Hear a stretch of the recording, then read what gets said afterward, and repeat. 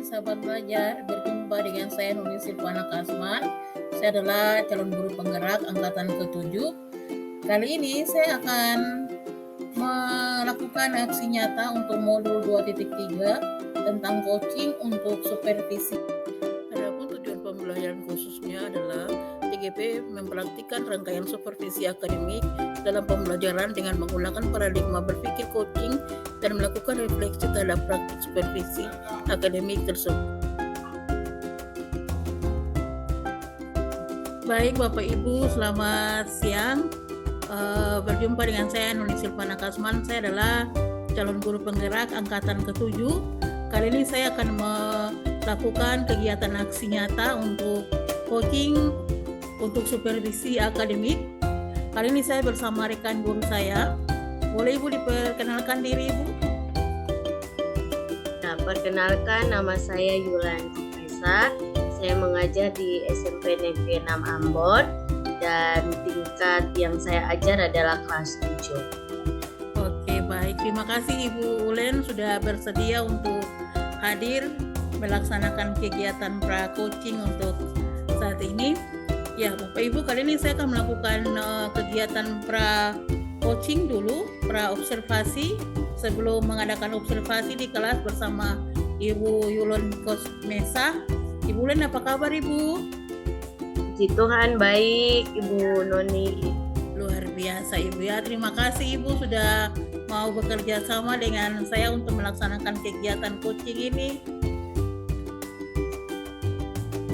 Iya Ibu. Oke. Kira-kira untuk coaching kali ini topik utamanya tentang apa Bu ya? Tentang interaksi makhluk hidup dengan lingkungannya. Tentang interaksi makhluk hidup dengan lingkungan. Nanti tujuan pembelajarannya bagaimana? Tentang apa? Oke, untuk tujuan pembelajarannya ini yang pertama, melalui studi literatur dan berbagai sumber lainnya, peserta didik dapat menjelaskan interaksi makhluk hidup dengan tepat. Kemudian tujuan pembelajaran yang berikut itu melalui studi literatur dari berbagai sumber, itu peserta didik dapat mengidentifikasi jenis-jenis interaksi makhluk hidup dengan tepat. Iya, jadi nanti saat observasi Ibu akan memiliki dua tujuan pembelajaran yang nanti akan dicapai Bu ya. Nah, Ya, untuk area pengembangan yang hendak dicapai bagaimana Bu, bisa dijelaskan? ya. Untuk area pengembangan yang hendak dicapai ini ada beberapa poin. Yang pertama itu dapat memperdalam pemahaman peserta didik tentang interaksi makhluk hidup dan jenis-jenis makhluk hidup. Kemudian yang kedua itu dapat meningkatkan keterampilan siswa dalam berdiskusi aktif untuk membedakan jenis-jenis interaksi makhluk hidup dalam kehidupannya sehari-hari. Kemudian yang ketiga, dapat meningkatkan hubungan kerjasama saling menolong dalam kerjasama kelompok itu dengan baik. Oke, baik Ibu Ulen. Jadi area pengembangan yang hendak dicapai itu tentang pemahaman, kemudian tentang meningkatkan keterampilan, dan juga meningkatkan kerjasama saling menolong dalam kelompok ya, untuk bekerja dengan baik. Oke, nah kalau strategi yang sudah Ibu Ulen persiapkan, bagaimana Bu? Bisa dijelaskan? Ya, strategi yang dipersiapkan, yang pertama mungkin itu tentang model pembelajaran ya. Jadi pembelajaran yang akan dipakai itu adalah distance learning. Kemudian saya akan mempersiapkan bahan ajar dan juga LKPD kepada siswa pakai sebagai bahan untuk mencapai tujuan yang hendak dicapai. Kemudian ada laptop dan infokus yang akan dipakai untuk mempermudah dalam proses pembelajaran. Kemudian akan disiapkan PowerPoint. Oke Ibu Ulen, saya rasa sudah cukup baik ya persiapan Ibu nanti ketika akan melaksanakan proses pembelajaran di kelas. Ibu Ulen, saya mau bertanya lagi, pernahkah Ibu mendengar tentang pembelajaran berdiferensiasi? pernah dengar tapi belum menggunakannya dalam proses pembelajaran. Iya, nah kali ini saya akan memperkenalkan pembelajaran berdiferensiasi kepada Ibu Ulen. Kalau pembelajaran berdiferensiasi ini adalah usaha kita sebagai guru untuk bisa menyesuaikan proses pembelajaran di dalam kelas untuk dapat memenuhi kebutuhan belajar murid. Di sini untuk kebutuhan belajar murid ini dapat dipersiapkan dengan mempersiapkan kesiapan belajar, kemudian minat siswa, kemudian ada juga profil belajar dari siswa. Kalau kesiapan belajar ini nanti kita memetakan siswa atau mengidentifikasi siswa berdasarkan kebutuhannya. Sedangkan minat itu nanti kita petakan berdasarkan minat belajar siswa. Sedangkan profil belajar murid ini berdasarkan profilnya ya. Pernahkah Ibu Ulen mendengarkan gaya belajar dari murid? Pernah mendengar gaya-gaya belajar? Pernah Ibu, tapi belum pengaplikasikannya dalam proses pembelajaran belum ya. Iya. Jadi kalau gaya belajar ini terdiri dari 3, ada audio, kemudian ada visual, dan juga kinestetik.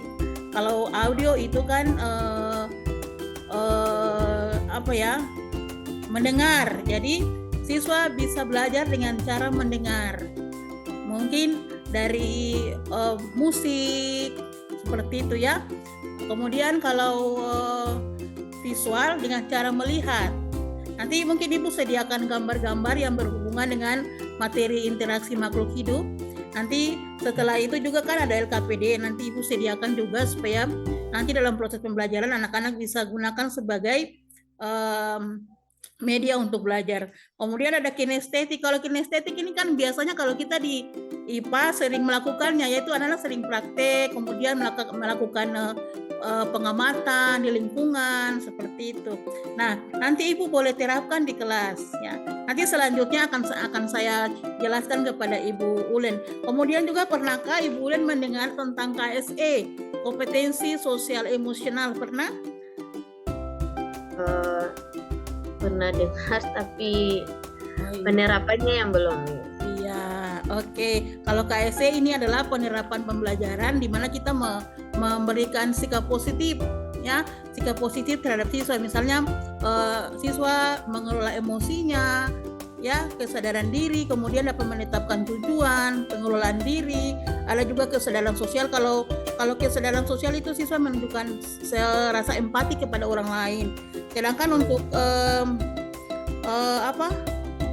keterampilan berrelasi, nanti ada keterampilan berrelasi juga, itu adalah mempertahankan hubungan yang positif dan juga dapat membuat keputusan yang bertanggung jawab. Kalau membuat keputusan yang bertanggung jawab ini misalnya dalam kerja kelompok ya, anak-anak bisa membuat keputusan dengan cara bertanggung jawab. Nanti selanjutnya akan kita jelaskan lagi kepada Ibu Ulen supaya nanti bisa diterapkan dalam proses pembelajaran di kelas. Oke, Ibu Ulen?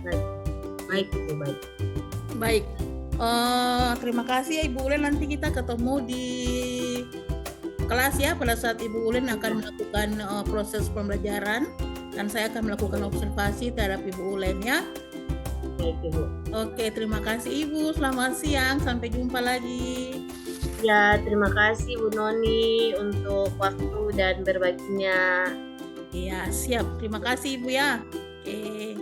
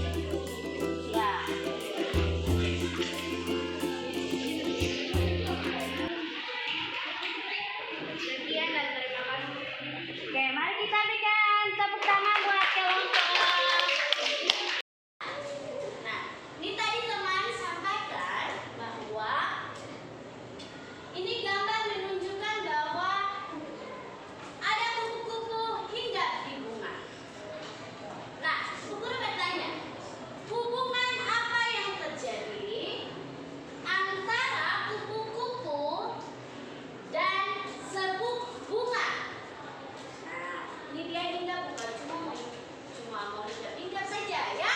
Nah, tapi ternyata ada ketergantungan di sini. Ya, Ibu guru tanya, hubungan apa yang terjadi antara kupu-kupu dan serbuk bunga? Silakan, ayo. Jangan dalam hati, keluarkan. Yang sebelah sini ada yang mau jawab hubungan?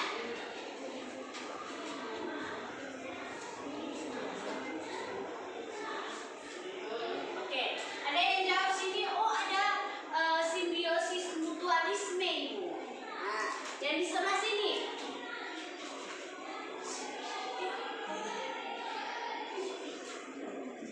Oke, Ibu buat lebih sederhana. Kupu-kupu hinggap di bunga karena mau apa ya? Mencari makanan. Makanannya dari bentuk apa ya? Serbuk bunga. Kupu-kupu mengambil apa ya? Serbuk bunga. Lebih tepatnya apa?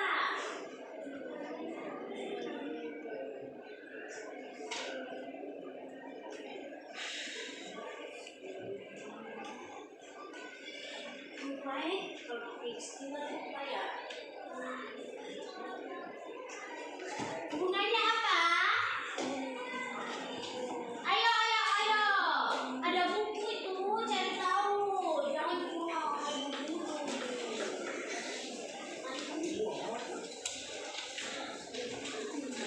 kupu-kupu mengambil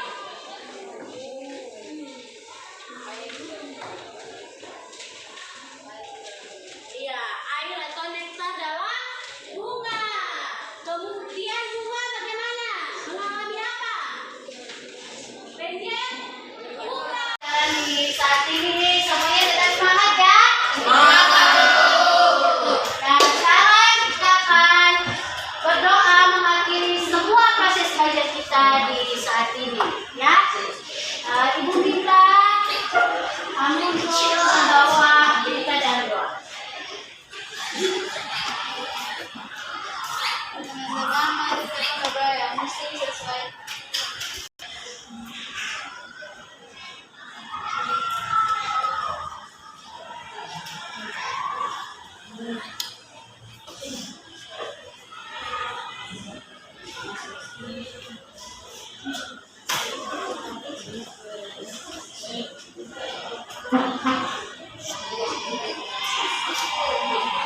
Selesai, baik sampai jumpa dan bersiapkan diri untuk materi selanjutnya. Selamat pagi.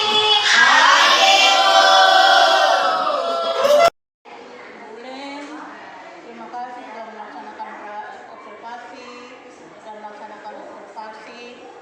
Dan saat ini saya akan memberikan sedikit catatan refleksi untuk Ibu. Kegiatan pembelajaran sudah berlangsung dengan baik.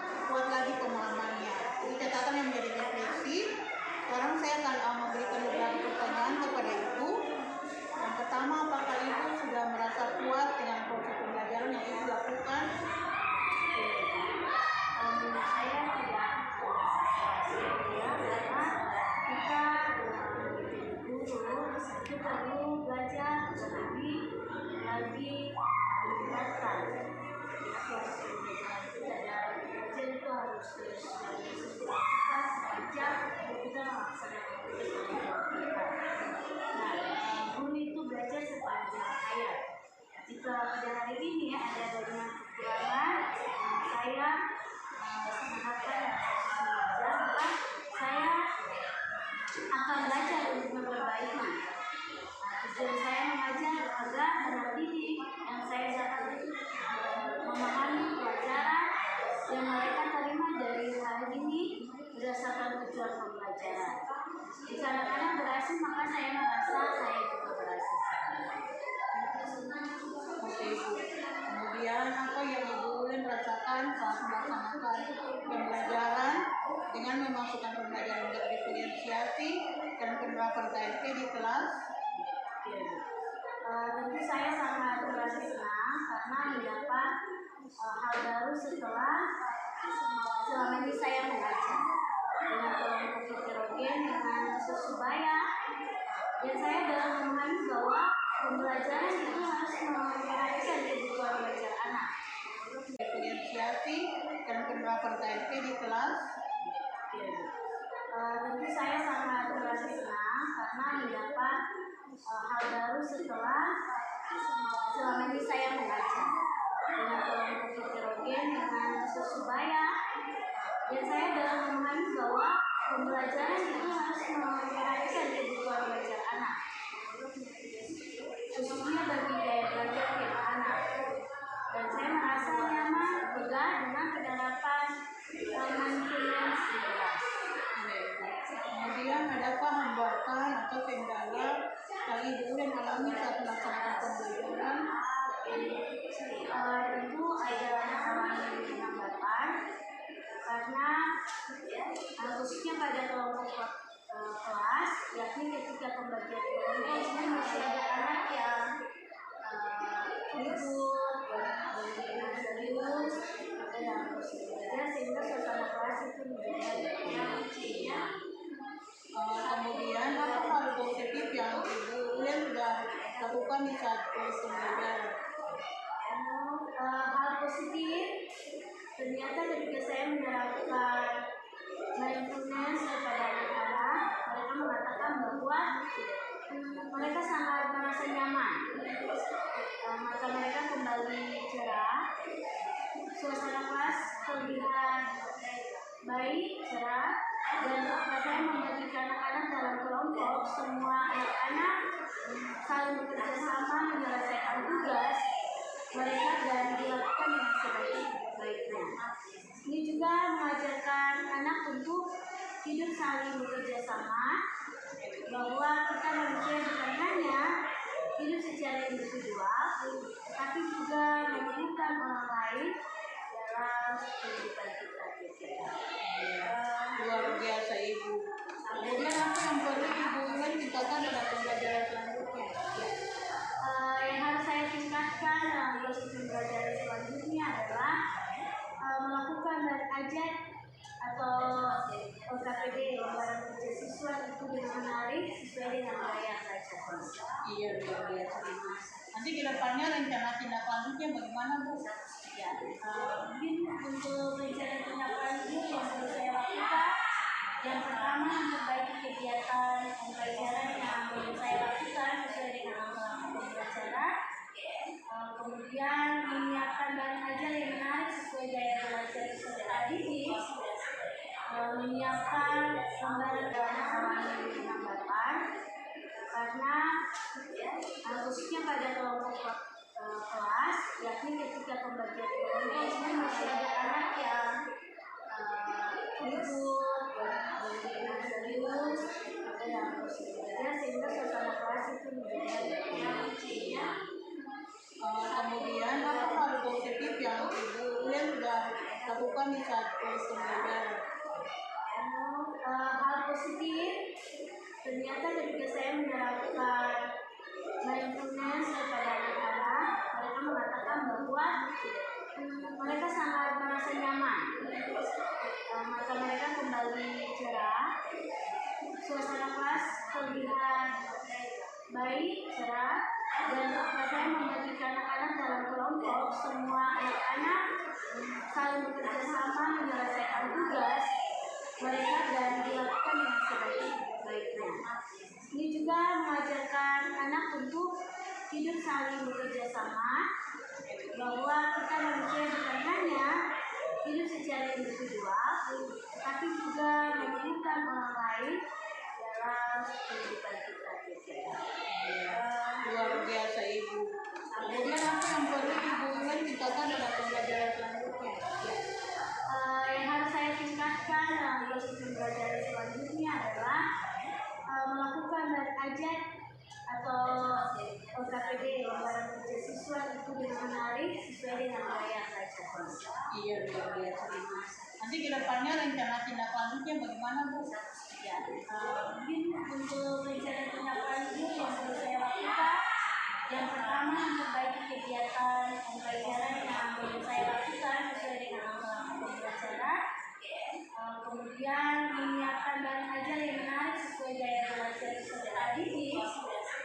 Menyiapkan lembaran kerja peserta didik yang sesuai dengan gaya belajar peserta didik secara ilustratif, audio dan visual yang tadi disampaikan oleh saya.